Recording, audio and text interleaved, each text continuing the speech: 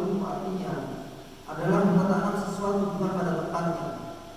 Disebutkan dalam lisanul Arab yang artinya adul artinya adalah meletakkan sesuatu bukan pada tempatnya. Secara istilah, dolim artinya melakukan sesuatu yang keluar dari koridor kebenaran, baik karena kurang atau melebihi batas. Sedangkan lawan dari dolim atau adul adalah adil atau al-adil. Maka adil artinya adalah menempatkan sesuatu sesuai pada tempatnya dan berada dalam koridor kebenaran. Jamaah salat Jumat yang dirahmati oleh Allah Subhanahu wa taala, perbuatan dolim sangat dilarang. Perbuatan dolim sangat dilarang dalam Islam.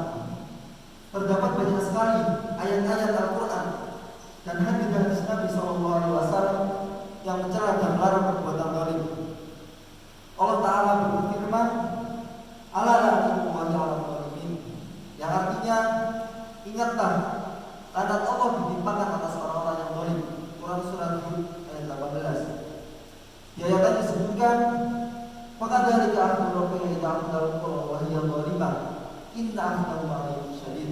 Yang artinya, dan begitulah adab Tuhan apabila Dia mengadab untuk negeri-negeri yang berbuat dolim. Sesungguhnya adabnya itu adalah sangat pedih lagi keras. Quran surat Hud ayat 102. Di ayat lain juga disebutkan, "Malid dhalimina min hamim wala syafi'in thaq."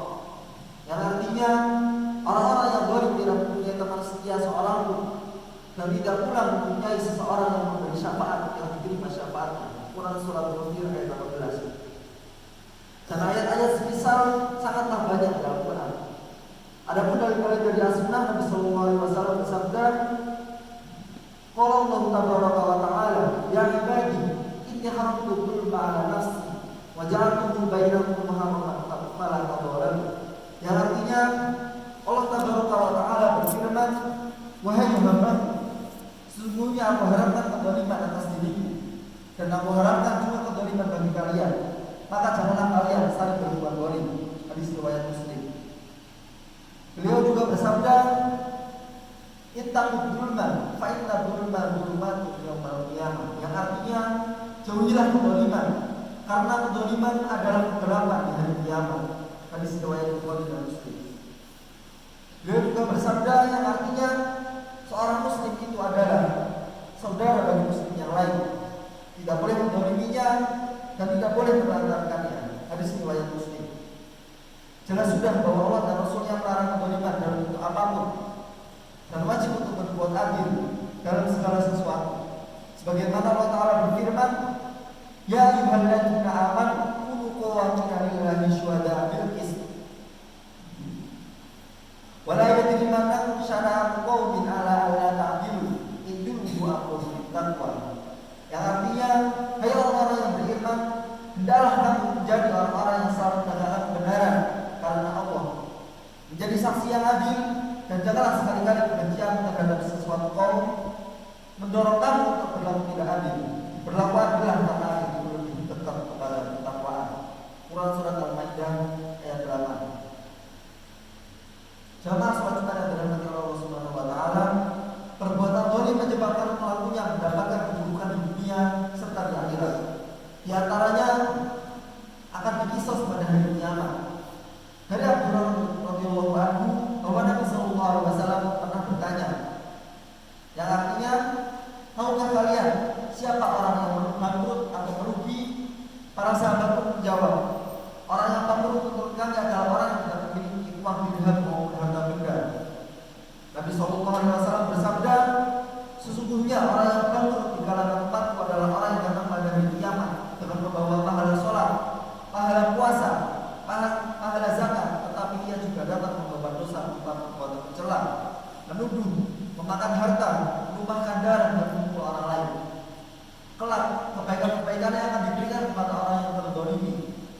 Apabila amalan kebaikannya sudah habis diberikan sementara belum selesai pembalasan dari tidak kezalimannya, maka diambillah dosa-dosa orang yang terzalimi itu, lalu diberikan kepadanya. Kemudian dia dicampakkan ke dalam neraka." Hadis riwayat Muslim.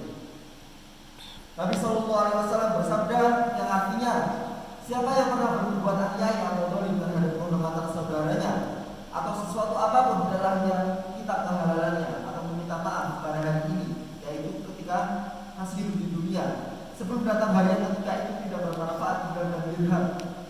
Jika dia tidak lakukan, maka nanti pada hari kiamat bila dia memiliki amal soleh akan diambil darinya sebanyak kebaikannya. Apabila ia tidak memiliki kebaikan, maka keburukan saudaranya yang didolimi itu akan diambil lalu ditimpakan kepadanya. Hadis riwayat Bukhari.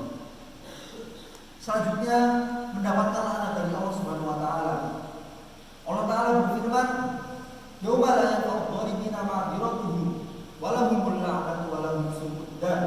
Yang artinya yaitu hari yang tidak berguna bagi orang-orang zalim permintaan maafnya, dan bagi mereka lah laknat, dan bagi mereka lah tempat tinggal yang buruk. Quran surat Ghafir ayat 52. Laknat dari Allah artinya adalah dijauhkan dari rahmat Allah Subhanahu wa taala. Selanjutnya mendapatkan kegelapan di hari kiamat. Nabi sallallahu alaihi wasallam bersabda, "Adz-dzulmu dzulumatun yaumil qiyamah." Kezaliman adalah kegelapan pada hari kiamat. Hadis riwayat Bukhari dan Muslim. Keempat, terancam oleh dua orang yang terdolimi. Dua orang yang terdolimi dilakukan oleh Allah Subhanahu wa taala. Termasuk jika orang yang terdolimi merupakan keburukan bagi yang terdoliminya. Rasulullah sallallahu alaihi wasallam bersabda, yang artinya, dan berhati-hatilah terhadap dua orang yang terdolimi, karena tidak ada penghalang antara doanya dengan Allah Subhanahu wa taala. Hadis riwayat Bukhari dan Muslim. Selanjutnya, jauh dari hidayah Allah Subhanahu wa taala. Allah taala berfirman, "Innallaha la yahdil qaumadh dhalimin." Yang artinya sesungguhnya Allah tidak memberi petunjuk kepada orang-orang yang zalim. Quran surat Al-Maidah ayat 41. Selanjutnya dijauhkan dari al-falah. Allah taala berfirman, "Innahu la yuhibbul dhalimun." Sesungguhnya orang-orang yang zalim tidak akan mendapatkan al-falah. Quran surat Al-An'am ayat 21. Al-falah yaitu mendapat kebaikan di dunia dan di akhirat. Selanjutnya, kezaliman adalah sebab bencana dan petaka. Allah taala berfirman, "Fa'ayyin min qaryatin ahlaknaha wa hiya dhalimatun fa hiya qawiyatun 'ala urushiha wa bi'irin mu'attalatin wa qasrin masyid." Yang artinya, berapalah banyaknya kota yang kami telah membinasakannya, yang penduduknya dalam keadaan zalim, maka tembok-tembok kota itu roboh menutupi atap-atapnya.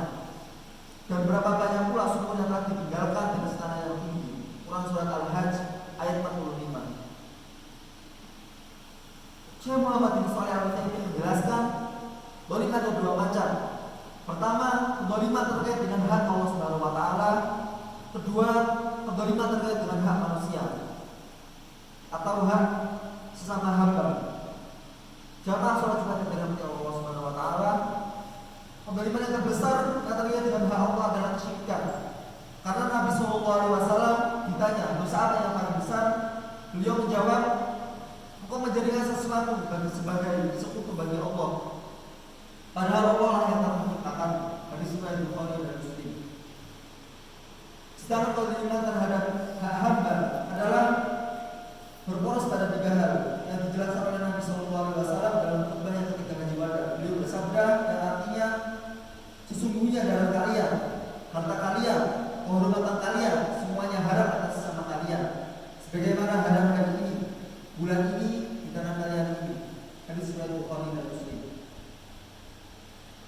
Kezaliman terhadap jiwa seseorang itulah yang dimaksud kezaliman dalam darah, yaitu seseorang berbuat melebihi batas pada sesama muslim dan merupakan darahnya, melukainya atau semisal itu. Yang kedua, kezaliman terhadap harta, yaitu seseorang berbuat melebihi batas terhadap sesama muslim dalam masalah harta, baik berupa agar mengeluarkan yang wajib dia keluarkan, atau dengan melakukan hal yang haram dalam masalah harta, atau berupa meninggalkan hal wajib dia lakukan, atau juga berupa melakukan sesuatu yang diharamkan terhadap harta orang lain. Adapun kezaliman terhadap kehormatan orang lain itu mencakup berbuat melebihi batas terhadap sesama muslim dengan melakukan zina atau liwat atau qadhaf dan semisalnya. Semua jenis kezaliman ini haram hukumnya. Dan barang siapa yang melakukan dua jenis kezaliman di atas, baik zalim terhadap hak Allah maupun terhadap hak sesama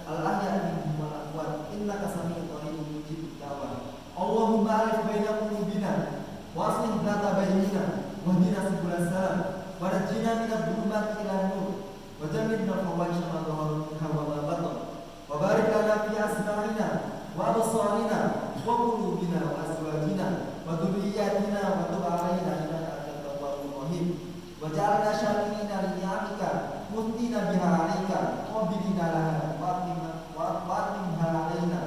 Rabbana hab lana min azwajina wa dhurriyyatina qurrata